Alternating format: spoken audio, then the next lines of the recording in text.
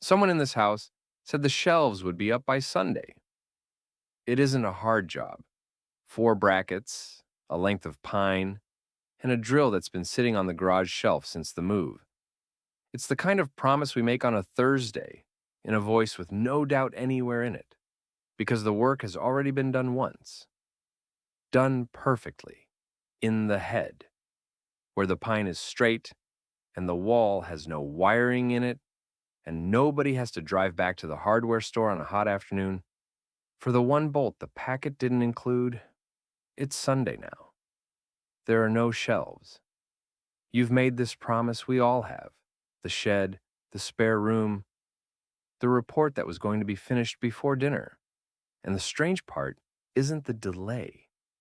The strange part is that next Thursday, we'll make the same promise, in the same voice and mean every word of it. Because a date, said out loud in that voice, isn't quite a prediction. It works more like a loan. We borrow the hours from a future self, a person who wasn't in the room with us, who didn't sign anything, who has no idea what we've just promised on their behalf, and we spend the borrowed hours immediately. Then our date comes around, and the one who turns up to pay is us. This has a paper trail, and it's an old one. In 1994, researchers went looking for the cleanest version of the promise they could find, and they found it in honor students. Final year, one thesis each, a hard deadline in the spring. They asked one question: when will you finish? The average answer was 33.9 days. The average truth was 55.5. About 3 in 10 finished by the day they'd named for themselves, which means 7 in 10 were late. People whose entire job that year was one document, with one date on it, and they'd been thinking about it since September. Nobody lied. They pictured the work, pictured themselves doing the work, and said the number that felt honest while they were saying it. You did the same thing this morning when you looked at something on your list, felt the shape of it, and gave it an afternoon. We all did. Then the researchers asked a second question. And the second question is, what keeps this study alive?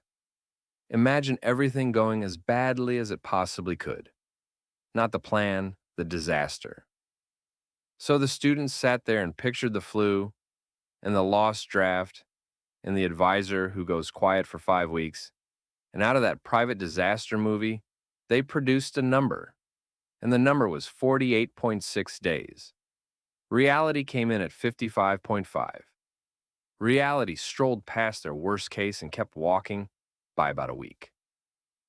So, what is a worst case actually measuring? When we brace for the worst, we're still standing inside the plan. We just add a cushion. And our cushion is always the wrong size. There's a second finding buried in the same work, and it's the hopeful one. People who weren't doing the task at all handed nothing but the person's track record, how the last paper went, how the one before that went. Guessed far better than the person holding the calendar. How can that be? You know more about your own project than anybody alive. The plan, the notes, the sore spots, the part you're dreading. And on the single question of when it ends, all of it turns out to be worth less than a short list of the last 4 times you finished something. That's true of every one of us. Your friends can see you coming. You cannot. Every one of us is somebody else's accurate forecaster, all day, for free. So there are 2 ways we can answer the question. The first, look at the job in front of you. Break it into steps.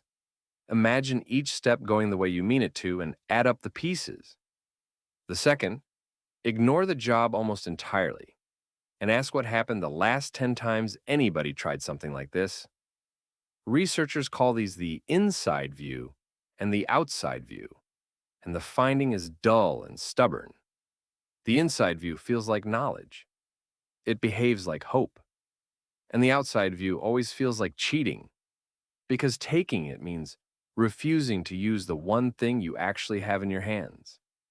The plan in detail with your name on it. And we almost never take it. Now watch the same machine at full size. In 1957, the state of New South Wales priced an opera house for a spit of land in Sydney Harbor. $7 million. Doors open January 1963.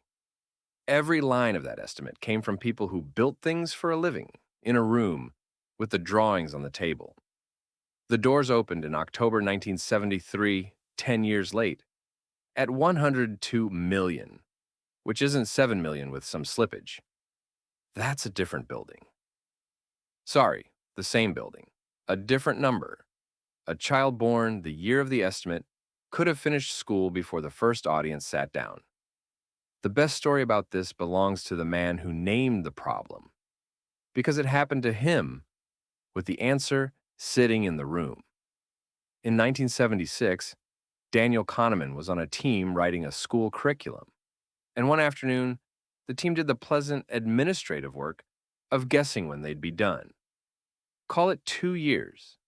No, call it what the record calls it, 18 to 30 months.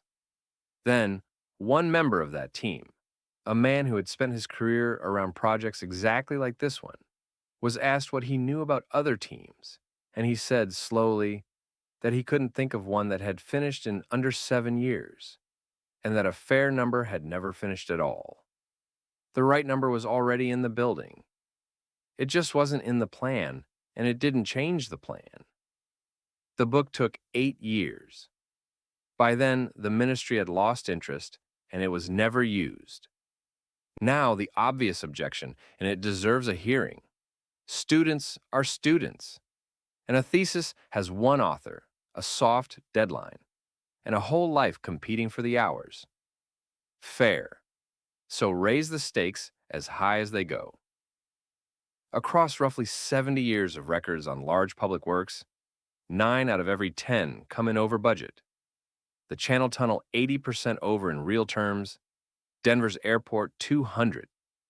A pattern so steady, the people who study it call it the iron law.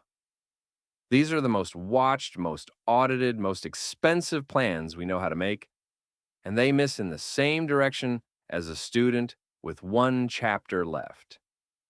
And the direction is the whole case. If this were ordinary bad guessing, the errors would fall on both sides of the line. And somewhere, there'd be a famous story about the tunnel that opened 2 years early and cost half what anybody promised. The only story of its kind, told at every dinner in the trade forever. You've never heard that story. Neither has anyone else. Almost nobody overestimates. We all miss in the same direction, together. In 1979, the rule finally got a name, and the name is a joke on purpose. Hofstadter's law. It always takes longer than you expect, even when you take into account Hofstadter's law. It's built to eat its own correction. Add a margin because you know about the law, and the law goes to work on the margin. Double your estimate, and you've made a new estimate, the same way you made the first one. Because we do know.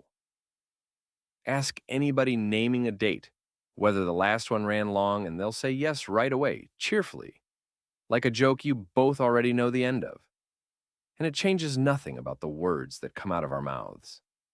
We take out the loan while looking straight at the last one, and we sign anyway because the future self is the only one who can cover it, and the only one who isn't in the room to argue. The shelves went up in March, on a Sunday, 4 months after the Sunday they were promised for. They hold our books now, slightly too many books, with a lien at the left-hand end the household has agreed not to discuss. None of us remembers the estimate, and nobody is owed a thing. And here's what the research never quite reaches. Not one of us would trade the shelves for an accurate forecast about the shelves, because the optimism that ruins the schedule is the same optimism that starts the job. Next Thursday, standing in that same garage, looking at that same wall with that same warm certainty, someone will say the bookcase should take a weekend. We'll believe them. They'll be wrong. And the bookcase, when it finally turns up sometime in the autumn, will be beautiful.